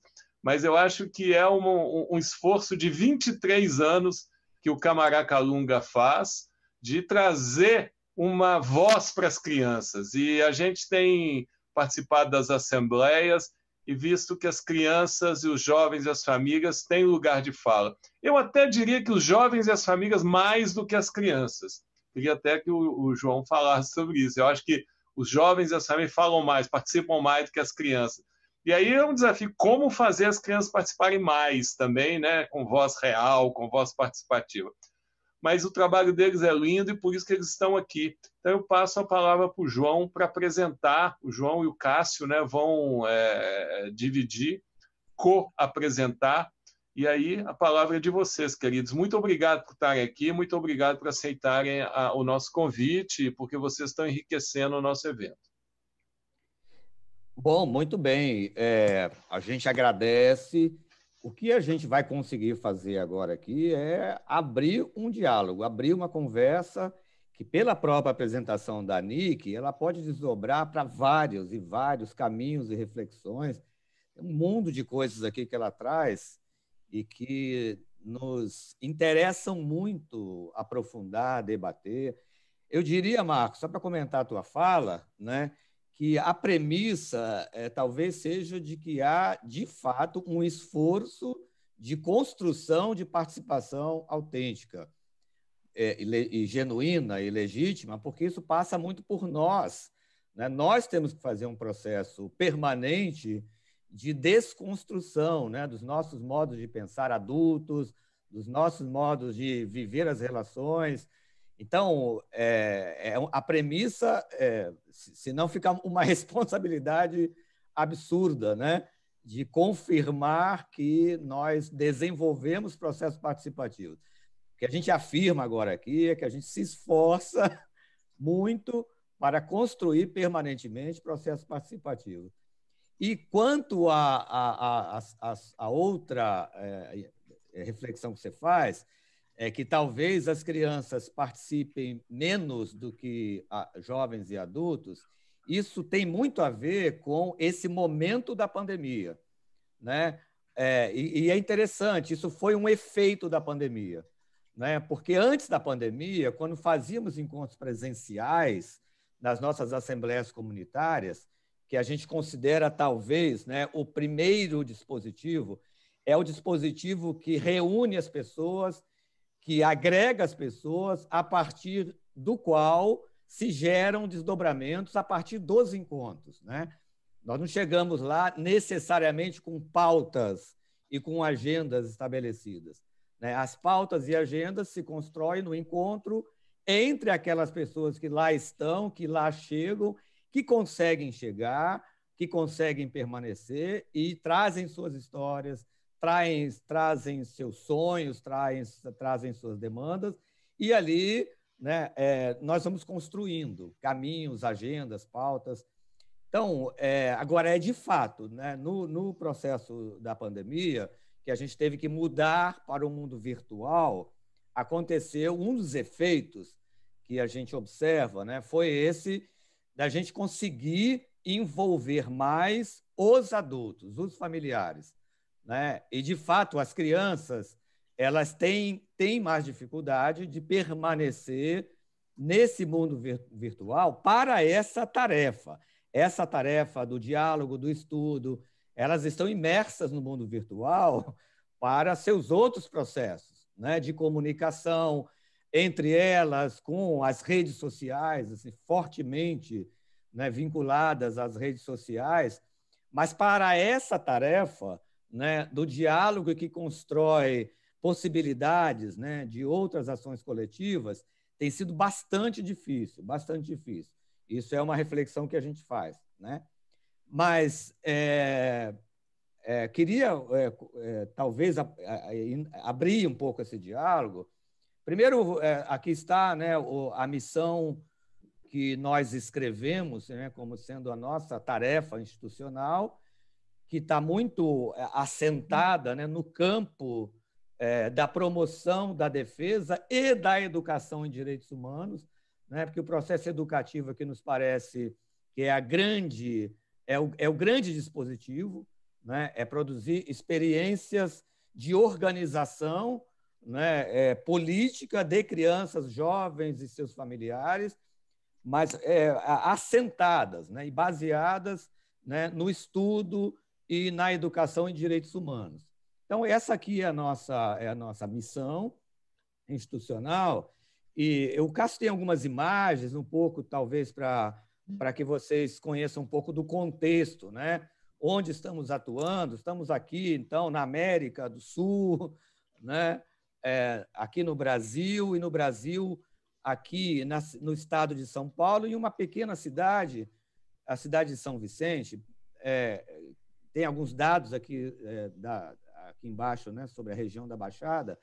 A cidade de São Vicente ela tem uma população de aproximadamente 360 mil habitantes, e grande parte dessas famílias vivem em condição de miséria, né? É uma cidade com indicadores sociais bastante preocupantes.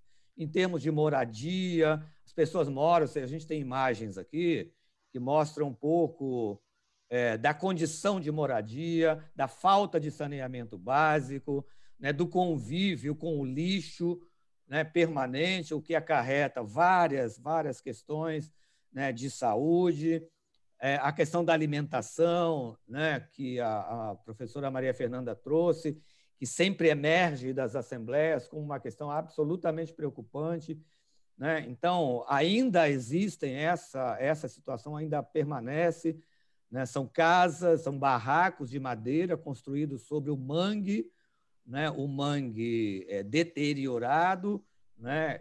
Sobre o lixo, e com uma política habitacional que não dá conta, né, de construir habitações populares, e quando constrói as habitações populares, não desenvolve um processo participativo, né, de ocupação e de pós-ocupação. Então, deixa as pessoas vivendo em grandes condomínios, né, numa situação bastante difícil, né, em que elas não conseguem, como mostra aqui, né, elas sequer conseguem dar conta de manter, né, o próprio apartamento pelas tarifas, pelas taxas, que elas não estavam habituadas a pagar, e passam a ter despesas, e numa condição de geração de renda e de emprego bastante difícil, né? Então, esse é um pouco do contexto da cidade de São Vicente, que é considerada a primeira cidade, a primeira vila, né, que foi construída no Brasil, quando da chegada, né, dos invasores, né, na chegada dos colonizadores, né? Temos uma aldeia indígena hoje aqui, né, que fizeram um processo de ocupação de uma terra de um parque estadual, né? O Paulo, né, que é o professor e especialista em direito ambiental, né, a gente conversa bastante sobre isso, né, sobre a ocupação dessa terra, sobre essa etnia Guarani-Imbiá, que vive pressionada pelas autoridades para deixarem aquela terra e não poderem ocupar a terra para viverem da terra. Então, tem uma disputa política assim, bastante intensa nesta cidade, que diz respeito, né, à situação da educação, bastante precarizada. Para vocês terem ideia, nós temos escolas públicas municipais com 3 turnos de aulas em um mesmo dia. Isso resulta em um tempo de 3 horas de estudo, de permanência na escola, né? São 3 horas que a criança fica na escola, né? com uma dificuldade enorme, né, de poder desenvolver bons processos de aprendizagem em condições muito precárias de alimentação, inclusive da alimentação escolar. Esse é o cenário, né? Então, esse é um pouco do cenário desta cidade, onde estamos atuando já há 23 anos. Bom, e quem somos nós, né? Vocês viram aqui pela apresentação que nós somos um coletivo de educadores, né, com formações bastante distintas e trajetórias distintas, né, educadores com formação em psicologia, em serviço social, em pedagogia, educadores comunitários, artistas, né, um grupo de artistas que produzem arte, produzem cultura nos territórios. Então, nós somos educadores, né, que a gente chama, que está aqui, né, no nosso organograma. Nosso organograma é uma roda, que a gente tenta fazer um processo de gestão, né, que seja o mais horizontal que a gente seja capaz de ir produzindo, né? Somos, então, educadores, somos gestores, isso é bastante importante, né? Porque esse mesmo grupo de educadores tem a seu cargo também o esforço de desenvolver processos de gestão institucional. Então, nós queremos, de alguma forma, progressivamente, tornar o Instituto Camará uma organização mais horizontal, com participação das pessoas todas que integram esse coletivo nos processos decisórios. Isso é um processo, né? Um processo bastante difícil, né? Diante dos contextos que a gente vive, inclusive na relação com aqueles que financiam nossas ações. Então, tem uma tensão também, né, na captação do recurso, na execução orçamentária, para que a gente possa desenvolver nossas ações, né, tendo um pouco do elemento que foi citado aqui, não sei se foi pelo Raul, não lembro agora, que é ter uma dimensão transgressora da nossa prática também, né? Como é que a gente consegue manter uma dimensão transgressora, né, naquilo que a gente produz, porque, afinal, estamos lidando com quebras, né, com quebras de lógicas, e lógicas, muitas vezes, muito perversas. Então, nós nos ocupamos também da gestão, somos educadores com trajetórias distintas. E onde estamos nós? Né, que é a pergunta que antecede a pergunta: onde estão as crianças? Então, onde estamos nós? Nós estamos nos territórios, as assembleias comunitárias, essas aqui do organograma, são esses espaços em que nos encontramos com as pessoas. Aqui tem algumas imagens, né, de processos, de rodas em que as assembleias acontecem. Essa aqui é onde elas acontecem, né? Elas acontecem em espaços das escolas públicas e nos espaços dos condomínios, né, nos prédios e condomínios do plano do programa habitacional, né, dos condomínios populares que as pessoas vivem, né? Então, nós estamos no espaço público, no espaço de moradia dessas pessoas, e lá nos encontramos todos os dias, né, a cada dia da semana, em um determinado território, à noite, para poder dar o acesso também às pessoas, aos adultos, às pessoas que trabalham, e ali nos encontramos e produzimos, né, análises da situação dos territórios, discutimos as questões, as demandas, os projetos. Os projetos, muitos deles nascem desses encontros. Então, a viagem, por exemplo, né, que fizemos ao oitavo Congresso Latino-Americano de Ciências Sociais, em Buenos Aires, como é que se constrói, né, uma viagem como ela é? Nós vamos construindo, né? Qual é a tarefa que vamos construir? A Nick falou disso, né? Que é muito importante no processo participativo que as pessoas todas tenham a exata dimensão, né, daquilo que estão participando. Qual é a sua contribuição? Né? O que vão portar como